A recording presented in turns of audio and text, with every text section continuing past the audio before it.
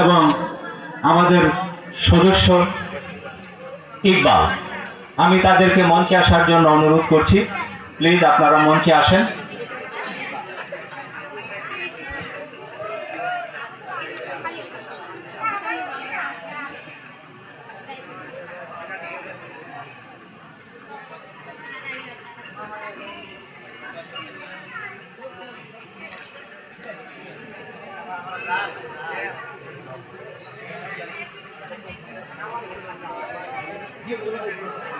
এখন গিফট প্রদান করা হচ্ছে।